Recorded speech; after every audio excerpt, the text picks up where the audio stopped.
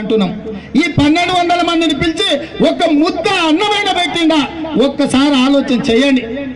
ఆ ప్రగతి భవన్ లో, ఆ భైరవి భవన్ లో మొట్టమొదటి రోజు ముఖ్యమంత్రి గారు ప్రవేశం చేసిన సందర్భంలో ముఖ్యమంత్రి కుర్చీలో రాజమండ్రి ఆంధ్రకు సంబంధించిన చిన్నజీఆర్ స్వామిని తీసుకొచ్చి ముఖ్యమంత్రి కుర్చీలో మొట్టమొదటి ఆయనను కూర్చోబెట్టి ఆయన కూర్చున్నాక కల్వకుంట్ల చంద్రశేఖరరావు గారు కూర్చున్నారు. ఇవాళ తెలంగాణ కోసం ఆత్మ బలిదానం చేసుకున్న బిడ్డలు ఒక ఈశాన్ రెడ్డి, ఒక కానిస్టేబుల్ కిష్టయ్య, ఒక శ్రీకాంతాచారి, ఒక యాదయ్య చచ్చి ప్రాణాలు ఇచ్చి తెలంగాణ తెచ్చిన తెలంగాణలో హైదరాబాద్ నడిబడ్డులో తెలంగాణ బిడ్డల గుండె మీద కూర్చేసి నువ్వు చిన్నజీఆర్ స్వామిని కూర్చోబెట్టి మా ఆత్మ బలిదానాలను, మా ఆత్మ గౌరవాన్ని నువ్వు అవమానించిన వాళ్ళు లేదా ఒక్కసారి ఆలోచన చేయండి అని చెప్పి నేను ముఖ్యమంత్రి గారిని అడుగుతున్నా. ఇవన్నీ కూడా ఈటల రాజేందర్ని అడుగుతున్నా. ఎందుకు నువ్వు మౌనంగా ఇవన్నీ భరిస్తున్నావు? ఎందుకు నువ్వు ప్రశ్నిస్తలేవు? నిజంగానే నువ్వు తెలంగాణ బిడ్డవే అయితే, నీకు తెలంగాణ పట్ల అభిమానమే ఉంటే, తెలంగాణ బిడ్డల ఆత్మ బలిదానాల పట్ల నీ గౌరవం ఉంటే, నీ ముఖ్యమంత్రి ఇన్ని తప్పిదాలు చేస్తుంటే ఒక్కసారైనా గొంతు విప్పినవా అని నేను అడుగుతున్నా. అది పక్కన పెట్టి ఏం పని చేస్తుండే ఆయన అంటే పార్టీలను చీల్చే పని చేస్తుండే. మొట్టమొదట తెలుగుదేశం పార్టీని చీల్చారు.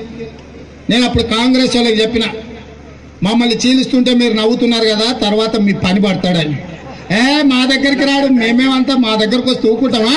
మీ పని పడతాడు, మాకు మంచిగా ఉంటుంది, మీరు లేకుంటుంటే మాకే వస్తుంది అన్నారు. తర్వాత కాంగ్రెస్ పిక్క వాటి పీకిండు. అప్పుడు వాళ్ళు ఏడుస్తుంటే భారతీయ జనతా పార్టీ వాళ్ళు సంకలు గుద్దుకుర్రు. మంచి పని అయింది, కాంగ్రెస్ కూడా లేకపోతే మేము అధికారంలోకి వస్తామని. భారతీయ జనతా పార్టీలో ఉండే ఎమ్మెల్యేలతో ఆ పార్టీ ప్రెసిడెంట్ కిషన్ రెడ్డిని తిట్టకుండా తిట్టించిన తర్వాత కిషన్ రెడ్డికి అప్పుడు అర్థమైంది. అప్పుడు కమ్యూనిస్టులు అన్నారు మంచి పని అయింది, రైటిస్టులకు వీళ్ళకు తిక్క కుదిరింది, కేసీఆర్ మంచి మందు పెట్టిండని. అప్పుడు వాళ్ళకి చెప్పిన మళ్ళా వంతు మీదే అని. ఈ కమ్యూనిస్టులను కాలు వాటి గుచ్చుకపోయాడు, వాళ్ళ ఎమ్మెల్యేని ఉన్నోని కూడా ఉడుచుకపోయాడు.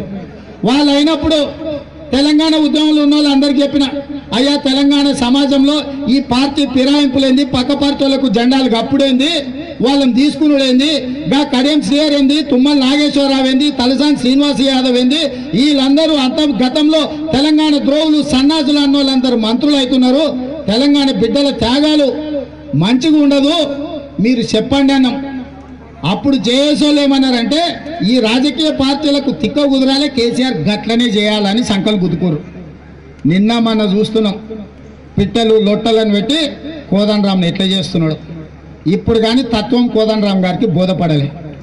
ఎందుకంటే కర్సే కుక్క దానికి ఎర్రెక్కినాక అన్నం పెట్టే యజమాని అయినా చేయి గరుస్తుంది. ఇవాళ కేసీఆర్ అనేటోడు చీలికల పేలికల మీద రాజకీయ పునాదులు నిర్మించుకొని తన కుటుంబం చేతిలో కబ్జాలో తెలంగాణ రాష్ట్రాన్ని పెట్టుకోవాలంటే తెలుగుదేశం పార్టీతో మొదలయ్యి కోదండరాంతో ఉంది.